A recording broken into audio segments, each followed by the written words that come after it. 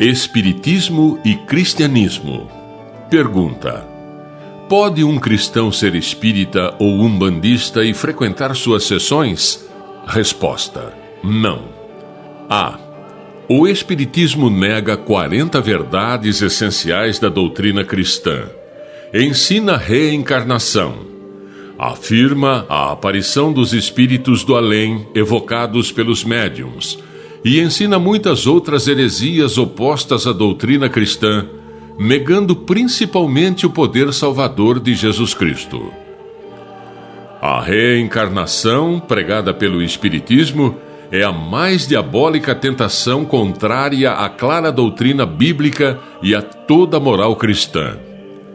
O espírita pode zombar da justiça de Deus, cometendo os piores crimes e iludindo-se que depois de várias reencarnações conseguirá um lugar no céu, ao lado de São Francisco, de Hitler e Stalin. Já o famoso escritor do Espiritismo no Brasil, Dr. Carlos Embaçaí, escreve claramente: nem a Bíblia prova para nós coisa alguma. O Espiritismo não é um ramo do cristianismo, como as demais seitas cristãs.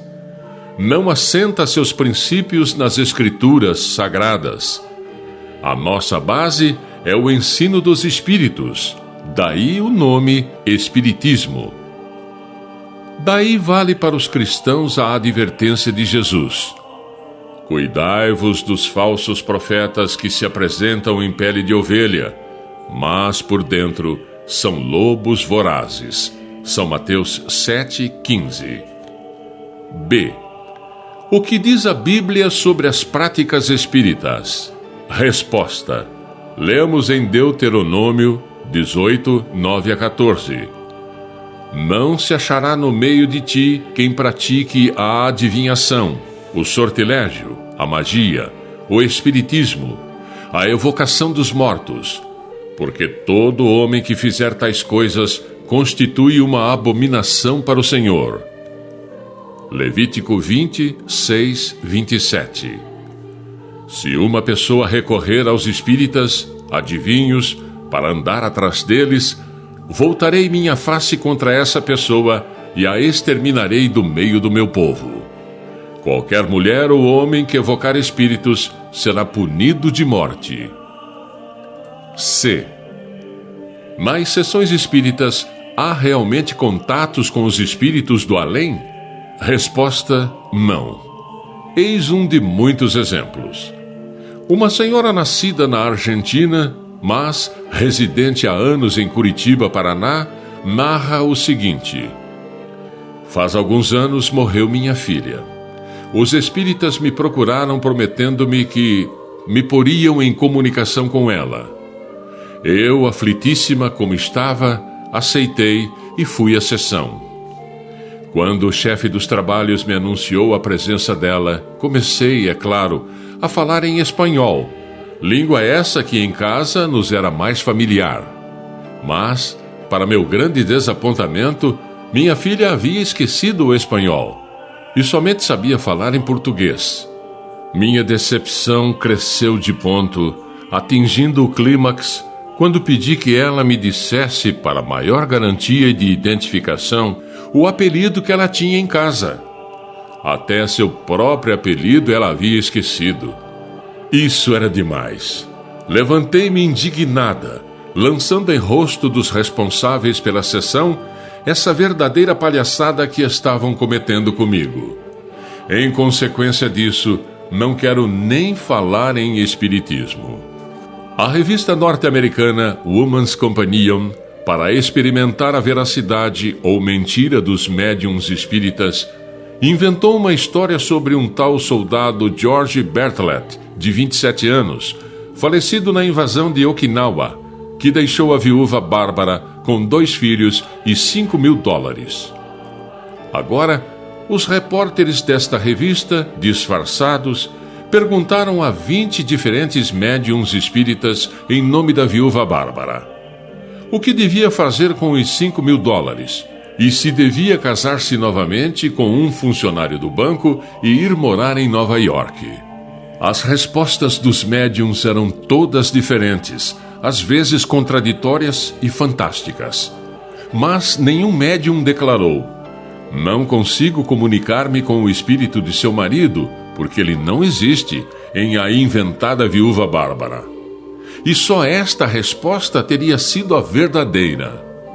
Mais algumas considerações sobre o Espiritismo. O cristianismo católico e a lista de negações do Espiritismo. O Espiritismo é cristão como pregam os seus adeptos e simpatizantes? O Espiritismo nega pelo menos 40 verdades da fé cristã. Vou citar algumas negações muito graves. Nega a inspiração divina da Bíblia. Nega a autoridade do magistério da Igreja. Nega a infalibilidade do Papa. Nega a instituição divina da Igreja. Nega a suficiência da revelação. Nega o mistério da Santíssima Trindade. Nega a existência dos anjos. Nega a existência dos demônios. Nega a divindade de Jesus. Nega os milagres de Cristo. Nega os dogmas de Nossa Senhora, Imaculada Conceição, Virgindade Perpétua, Assunção, Maternidade Divina. Nega nossa redenção por Cristo, e é o mais grave. Nega o pecado original. Nega a possibilidade do perdão dos pecados. Nega o valor dos sacramentos. Nega a eficácia redentora do batismo. Nega a presença real de Cristo na Eucaristia. Nega o valor da confissão. Nega o juízo particular depois da morte. Nega a existência do purgatório. Nega a existência do céu. Nega a existência do inferno. Nega a ressurreição da carne. Nega o juízo final. Apesar de tudo isso, muitos continuam a proclamar que o Espiritismo e o Cristianismo ensinam a mesma coisa. Em uma palavra, renuncia a todo o credo cristão católico. O católico crê que Jesus veio para nos salvar por sua paixão e morte de cruz. O espírita afirma que Jesus não é nosso Redentor, mas apenas veio para ensinar algumas verdades, e isso mesmo de um modo obscuro, e que cada pessoa precisa remir-se a si mesmo através de várias reencarnações.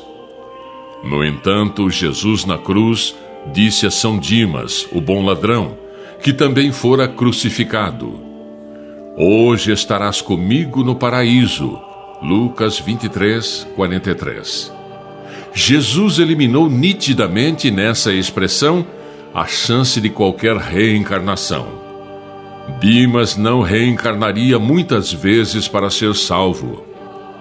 O católico crê que Deus pode perdoar o pecador contrito. O espírita afirma que Deus não pode perdoar pecados sem que preceda rigorosa expiação e reparação feita pelo próprio pecador, sempre em novas reencarnações. Sobre a reencarnação, a Sagrada Escritura vai direto ao ponto. Como está determinado que os homens morram uma só vez, e logo em seguida vem o juízo. Hebreus 9, 27.